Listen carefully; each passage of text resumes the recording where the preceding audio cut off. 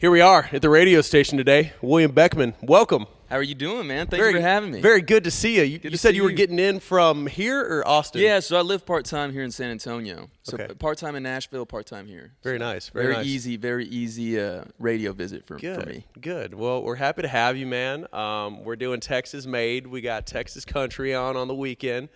And we want to know more about you and your story growing up in Del Rio. How did things get going for you? Man, I grew up in Del Rio and started playing music at a pretty early age. I think I was maybe 9 or 10 when I started playing guitar and stuff, but I didn't really get into songwriting until maybe high school or something like that. But I've told most people know this already, but Radney Foster's one of my big mentors and songwriting teachers, and he was the one that really got me into the songwriting aspect of it. So it was a combination between having nothing better to do in Del Rio and playing music for fun, and having somebody like Radney really push me to chase it and to do it for a living. That's right.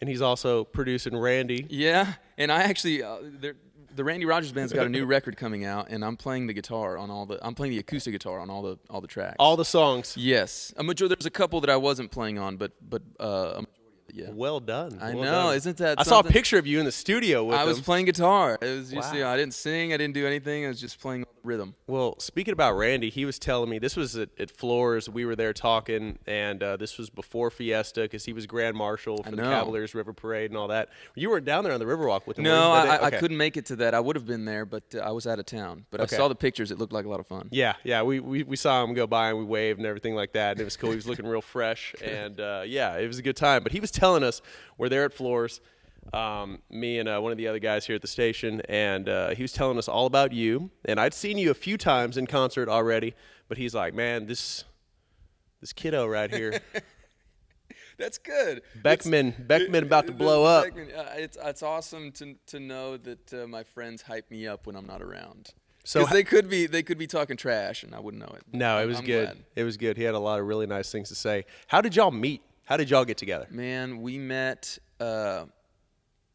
probably I'm trying to think, at the very beginning of 2019, and it was actually the radio award show that they do in Arlington every year, the Texas Regional Radio Report. That's right. And it was my first time ever attending the award show, and because of that, they asked me to be a part of the it was called the New Faces, I think, competition or something. Okay. They essentially picked like 5 male up-and-comers and 5 female up-and-comers, and we did a song swap, and the fans got to vote which song they liked best, and then whoever won that thing got to play the next night at the actual award show, and that's where Randy and Wade Bowen and all of them were there. Okay. So I played the night of the award show, and that's how I met Randy. He saw me sing for the first He just came up and was like, "What's up?" Yeah, pretty much, yeah.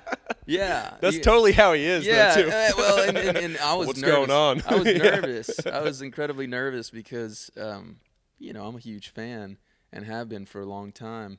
So when I was talking to somebody else, and people were being really cool and gracious and stuff, and I was talking to some folks, and I kind of saw whoever I was talking to, their eyes kind of bugged out, and then somebody tapped me on the shoulder, and I turned around, and it was him. And I can't remember. I think I told him, "Hey man, like I'm a huge fan of yours." He's like, "Hey dude, I came here to tell you the same thing." Nice. We're drinking beer on my tour bus if you want to come hang out. I was like, "Absolutely." So I Yeah. followed him to his bus, and we drank beer for a couple hours and just talked about music. We talked about Radney Foster and our mutual connection there with him, and sang him some songs, and we've been buddies ever since. We talk to each other every other day. Nice. Well, Randy and Wade both have a great ear, and I think for talent. Parker is one example. I mean, Parker was with Randy kind of, under his wing for a long time, and then Right. now look at Parker. So, I mean, Yeah, Parker's awesome too. We just opened up for him in Midland, and he's another buddy. I've got people telling me that he was hyping me up or saying really nice things about me, and that's obviously coming from somebody at Parker's level to to have that kind of support, it's really awesome because it goes a long way. So between Randy and Wade and Parker and Radney Foster, it's really nice to have a really cool group of friends that have my back, you know. Yeah. Well, Texas definitely has that support for Texas, even if it's Right. on a national level though too. But just here, I definitely do agree. Everybody's looking out for everybody for the most part, so it's good. You need that. You know, I think it's important to have a good support system like that. And I remember when Randy and I first started working together, that was one thing that he told me. He said, "Hey, you know, just promise me that, you know, years down the road, if you're ever in a position to help somebody else out, that you'll do it." You know, and so I'm always going to remember that. And there's been instances where somebody wants to. It can be something small, like just wanting to open up for you or something like that, and you try to help them out any which way you can. So it's important to pay it forward because somebody did it for me, and you never know, I might be able to do it for somebody else. So it's cool. It's nice to be involved in a music scene that's that is that loving and that's that embraces new talent and. So yeah, I'm very, very humbled. Yeah, and I think about, you know, Parker putting you on too with the AT&T Center show. That was insane, dude. New Year's Day. There was a few people there. You know what's really funny about that? Yeah, there was a few people. Was that like there. the biggest one for you? Well, maybe? we did a couple dates before that. I think two days before that, we played in Oklahoma City at the Paycom Center. So that was technically the first arena show that we'd done, and then to come do at the AT&T Center, which I've seen so many concerts there and so many basketball games there. Yeah. Was really a dream come true. But the funniest part about this whole story is my bass player. His name's Jared. He's awesome, and it was his first couple shows playing. Like his very first show with us was at the Paycom Center, and then his second one was at the AT&T Center, and it was just really funny because. He was like, no pressure. What a way to start, though. What a way to start off the year, you know. But he loved it. None of us had ever played an arena, so it was really fun. But yeah, it was kind of funny to have him jump on board. He's like, wait, what? We're doing what now? That's a good way to get wet, though, for sure. Absolutely. I saw the video the other week. Randy was headlining there in Luchenbach. And you were there, and the guys from Kinfo, which we're very good friends with, they were all there too. And then there was a great moment. I shared this on the Y100 Facebook after the weekend because it was it 4th of July weekend, or was it right before? It was recently. It was I can't recently. remember. I think it was the week. It was right before. Yeah. Okay, so whatever weekend it was, I can't remember what I was doing. But anyway, so I get back to the station like the next week, right? And I'd share that on our Facebook page too because I was like, everyone needs to see this because you guys are up there doing, Waylon.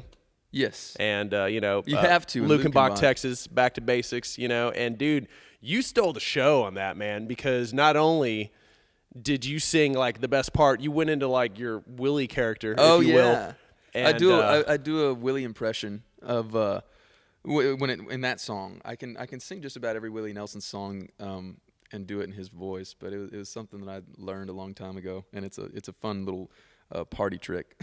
When I saw that, I was just like, this is so Texas. Like if somebody asked me, hey, what is Texas all about? I would have just sent them that video. I'd have been like, this is us, and these are our guys. And Kinfo, man, they're so talented. All of them. It's so cool to see them play because they have so much energy. Yeah. And so it was a fun show. Well, with Rico and Brady both up there. Yeah. Twin fiddles. Yeah. Oh my goodness. And you know what's funny is Rico came up to me and he knows this. He knows Luchenbach, Texas, but we were just kind of going over everything and all the chord changes and whatnot. But so we were rehearsing it and I was like, hey man, let me see that thing.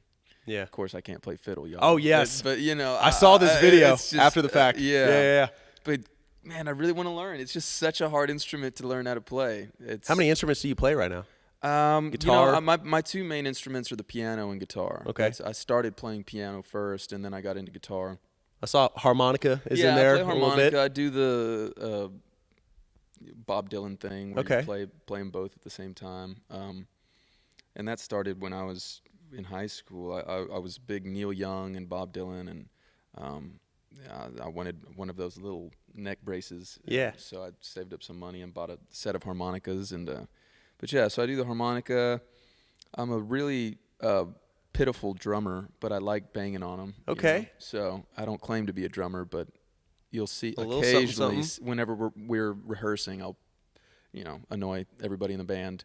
But that's kind Maybe of it. fiddles next, Yeah, though? maybe fiddles next. Pick or up a little fiddle saxophone. and just kind of see. My really good buddy in Nashville, him and I went to school together, and we have a house together up there, and he plays the saxophone, so he'll bust that out, and that's another one. But that those instruments take a really long time to like.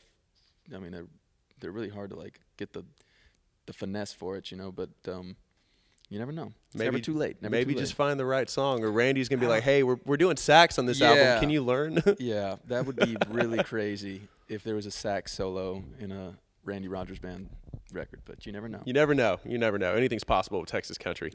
Absolutely. Let's talk about the EP, man. When did the EP come out? Because I am not 100% sure on like when that was released. The EP officially came out in I guess last month. I'm forgetting myself, but it's essentially a compilation of singles that I'd Okay, yeah, out. because some stuff had been out for a while already. Bourbon Whiskey had been out for a while. Yeah. We did a Bruce Springsteen song that had been out for a while. There were 2 new songs that were brand new whenever the record came out, but it was cool. It was just throughout COVID and everybody being kind of locked up. I wanted to slowly release singles so that I could just reel people in. I always tell people that releasing music today is kind of interesting because it's almost like less is more. If you kind of, hey everybody, here's a new song. It's more focused. Yeah, it's easier for people to kind of digest that versus saying, hey, here's a 15-song album, which is fine. I love records personally. I wish it was still kind of geared that way, but it was more of just me trying to release songs, and then towards the end, I kind of lumped it all together and said, hey, this all came from the same place, and this was all done relatively at the same time. So that was kind of how the record came about. But I'm already working on a new one, which is exciting because this one feels a little bit more. It feels like newer songs because they are. These are songs that I wrote with very talented songwriters up in Nashville, which is also going to be a new sort of experience for me because the 2 records that I already have out were mostly songs that were written by myself. Mm-hmm. This new one's going to have a lot of co-writes and stuff, which is great because there's going to be you'll hear some of my friends in there too. And that's the great thing about writing songs with other people is their styles and their wording, and it all rubs off on you, and so you can kind of tell that it'll sound a little different, but it'll still sound like myself. Well, it sounds like too like you're kind of making a complete project with all this. Right. As before, it was a little bit at a time, and that's kind of what we'd been hearing and everything though too. Like Randy sent me "Danced All Night Long." Yeah. And he was like, hey, this is the one, you got to have this. And like, we played that on Texas May during Fiesta and everything like that. Cause I was like, this fits perfect. Thanks, man. Cause it had that sound. And it's got the Mexican mariachi band and man. stuff, which was awesome to be able to work with some mariachis. But yeah, that growing up on the border, those were the sounds that I heard all the time. It's like the country thing, but you also heard a lot of the Mexican Hispanic influence in there. Yeah. So I wanted to write a song that kind of fit that mold, and we did a really cool music video for it that comes out in a week at the Corona Club, which is a famous bar down in Acuna, which is where the setting of the song takes place. Yes. But anyway, we're excited. That one seems to be a fan favorite just because of the bilingual aspect of it. Well, and I think there's definitely a place, especially here in San Antonio though too, there's a place for more Texas country with more Spanish incorporated. And dude, you do that maybe better than anybody. Thank you, that I've man. heard lately. Thank you. And that's just how I was raised. It wasn't ever something that I intentionally set out to do. It was just, my grandfather sings a little bit, and I remember being really young in middle school and in high school when I was barely first kind of learning how to sing and stuff, and I'd hang out with my grandfather, and he'd sing songs, and a lot of the older traditional stuff, which is why I sort of gravitate towards mariachi music a little bit more than any of the other Latin genres. But yeah, I mean, I think I think some of the most classic songs in the world are mariachi songs, and I also think that some of the most talented singers in the world are mariachi singers. And so that was a big influence on me growing up, is just learning how to sing those songs and how to, what the breathing technique was. That's Vicente is one of the best singers of all time. I mean, that's why he's a legend. And we heard you do some of that at Cowboys. At Whitewater, I do it at AT&T Center, every and night, it kills every time, man. Every night we do one of two. I do one of two songs, but I know I'm starting to learn a bunch more Spanish songs. We're doing right now we're doing a Marco Antonio Solis song, which is a really cool kind of Latin rock song in our set now. Me and the band play it, but yeah, like you said, man, especially in San Antonio. I mean, it's all my friends here from Del Rio, and everybody speaks Spanish just because that's how we were all raised. Yeah. So it's definitely part of what I do, and it's part of the fiber that I encompass, as a musician. So. Well, and everybody wants to have some Spanish too, like when they're going out and everything. I'll be DJing, I'll be playing country, and then you always got the one girl coming up, play some Bad Bunny.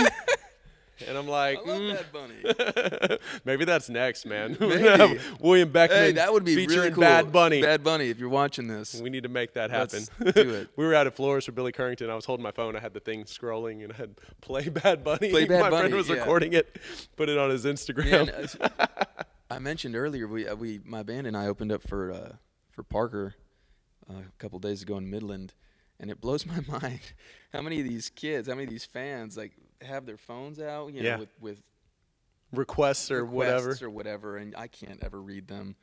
I bet Parker can't even read them either, because it's kind of hard. But it's funny because all these he walks by and they throw all these phones at him. Like, I'm not kidding, like 20 like he's under attack. Yeah, and so it's almost like he doesn't want to go to the end of the stage anymore, because he just gets like iPhones hurled at him. Yeah. And of course I'm like, these poor kids are never going to get their phone back, because how do you figure out where your phone went? And so you almost need like a leash on it. Maybe I don't know if they have that on Amazon. Well, I don't know what they're expecting, if he's going to do a selfie video or something, but yeah, I thought I saw it all until I saw Parker get pelted with like 20 iPhones. You just got to be careful out there. We're a vest. Yeah. Whatever you got to do, I think you'll be fine. Okay. Tell me about Follow. We started playing Follow on Texas Made. Yeah, that's a really cool song and very, very catchy. I didn't write that song. That was a song that I cut. Eric Pasley, who I'm a very big fan of, wrote that song. Friday Night. Yeah. Mm-hmm. So he and I've never met him, but we wrote a song together over Zoom, and super sweet guy, man. Like, really cool dude. And he was really excited to find out I was going to be cutting that song. So. Nice. Yeah, but it's awesome. It's like just a feel good, catchy song, love song. So it's a good one for the radio too, I think, especially, and maybe for folks to kind of get to warm up to you and your sound, because you're very unique. Thank you. I will say that about listening to you and seeing you live. But it is a little more in the middle, right? Than like Danced All Night Long. Yeah, and that's the thing too, is like you can definitely.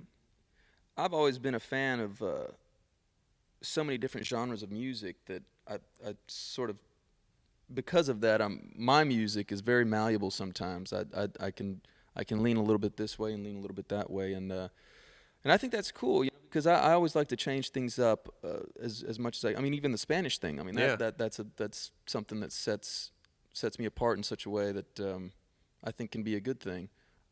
Some people don't always agree with me, but I think my big thing is when I play shows or I do anything, I want it to be an experience that you won't ever forget, that you can't get anywhere else, and that's why I like to incorporate the Spanish thing. There you go. That's why I like to do the traditional country, not that the whole set's traditional country, but we throw in some classic songs there, and even some original songs that I wrote that sound like that. It has that feel to it. Yeah, though. but then we play some like rock and roll stuff too. Yeah, there you go. And some more kind of commercial songs. I think there's room for it all. Today, especially, there's so many different genres and so many different influences that I think it's it's cool to put that out there and as a reflection of what it is that influenced me. And to be honest, I've listened to all kinds of music since I was a kid, so it shows up in my music. Yeah. Well, it's like if I'm walking into a show and you're opening up for Parker or Randy, like I know it's you because it sounds like we're about to put on like a John Wayne movie or something, and like we're getting ready to go here because it's got like this Western vibe, like this Texas, sound to it, and it's just cool, man. Like I'm becoming a big fan of like what you're doing, so like I'm super excited for you. Thank you very much. Talk about TikTok, because you got like one video, it's got like 20 million views, and that's nothing to sleep on right there. But that just was a complete accident too. Everything. Like, I feel like everything you're doing on TikTok, though, is just, like, blowing up, and it's getting a lot of attention and everything like that. So what's been kind of the formula for your TikTok success? Well, it started out from pure boredom. That's how it originally started. That's everybody, I think, with TikTok, right? And it was sort of at the very beginning of everybody being cooped up, and yeah, I mean, I had nothing better to do. And that seemed to be, like, where everybody's attention went. Was TikTok, and rightfully so. It's a very entertaining platform, but I wasn't really sure how it worked or what worked.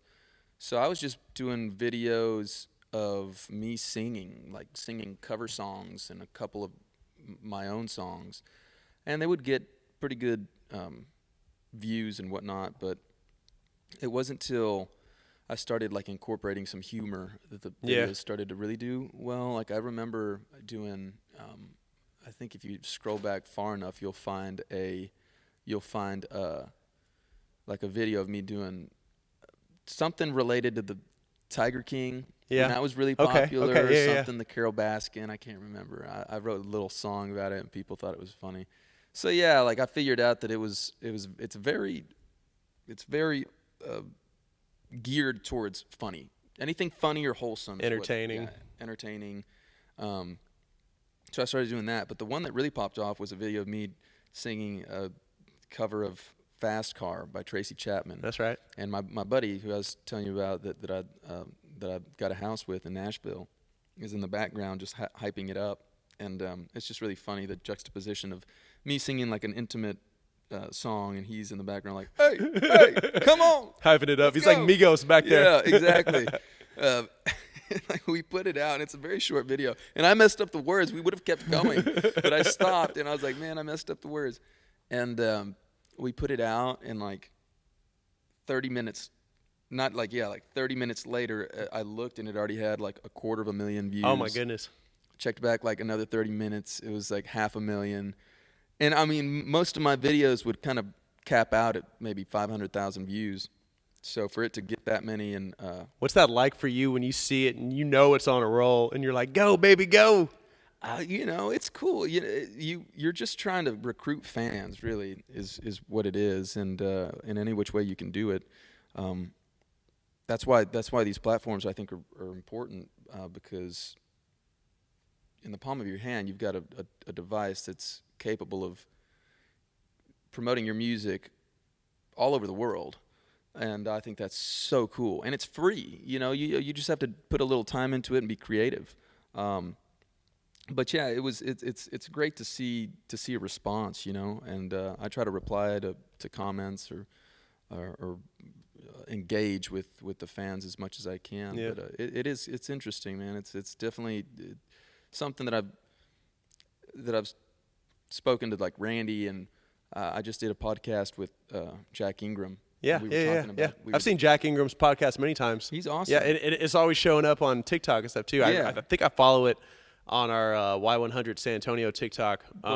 We were talking about that and how different it is these days, because that is a very vital part of being an entertainer and being a public figure is sort of keeping the people on all the social platforms updated and giving them some stuff. Yeah. It's content.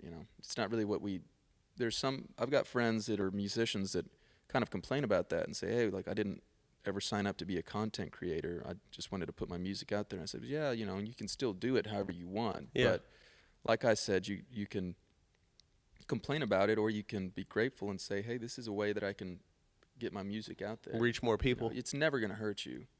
And so that's the way I see it. But yeah, it's funny how the stuff that's an accident just is the stuff that blows up. You never know. Sky's the limit, man, on social. You just got to put it out there. Yeah, We're just kind of throwing stuff and see kind of what sticks. Shout out to my buddy Andrew Thorpe back in Nashville. He's the one that hyped up the Tracy Chapman. There you go. Well, hey, man, something we like to do on Texas Made, we always save this for the end. It's called That's What I Like About Texas, right? Okay. Del Rio, born and raised. Del Rio, born and raised. What are your top 3 favorite things about Texas? William Beckmann edition. Julio's chips. Those are good. That's a Del Rio I like thing. those. Did you know that? Yeah, those are actually like my favorite. Yeah, man. That's the yellow ones. of course. Yeah. That's what I like about Texas. That's what I like about Del Rio. What else? Lone Star beer. I like beer. What else do I like? Well, and the music, of course. My friends. The Texas music scene. It's a scene like no other. And like I mentioned earlier, I feel very grateful to be a part of it and to have such a great support system and to have radio stations playing my music. Thank you for You're the very support, welcome, man. I absolutely. mean, it's a dream come true to be able to have my music out there on the airwaves, and that's it, man. I love the community here. So you did that like in like record time though too. Everybody else is like, oh man, like they really got to think about it. You're just like chips, beer. Oh, we got music too. chips, but beer, music. Goodness, I know how to throw a party, folks. Goodness, I love it. Something else, I forgot about this, but we can't forget about this. Floors. Yes. On the 23rd. The 23rd of July, I'm playing Floors Country Store. Go get those tickets because they're going fast. We're excited. It's going to be on the indoor stage. My buddy Wynn Williams will be playing as well.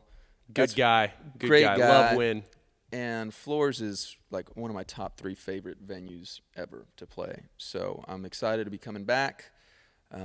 They're also celebrating their 80th anniversary this year. Yes, I saw that. The unstoppable John T. Floors. Yeah. Yeah. That's such a legendary place, man. Willie Nelson playing. Yeah. Everybody. Every time I go back there in the back room, man, I'm always like, this is such a cool place. Oh, to yeah. Just be here. Like, yeah, to see it's all so the posters awesome. on the wall. Yeah. But anyway, I hope to see y'all there. Very nice. Tell me your other 2 top favorite places. Floors got to be number 1, of course. Floors is number 1. The Moody Theater in Austin. Yeah. It's a really cool place. Were you there with Randy and George and all that? No, that's the Moody Center. Oh, that's the big arena that they just built. But the Moody Theater is where they did all the tapings, the ACL. Yeah. Okay, yeah. ACL Moody Theater. That place sounds so good.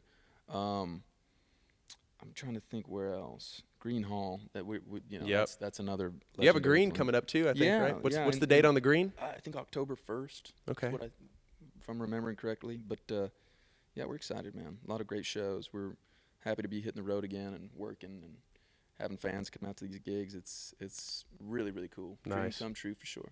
William Beckmann coming to a honky tonk near you, and you can hear him here on Y100 Texas Made. Thanks for coming by today, man. Thanks for having me, man.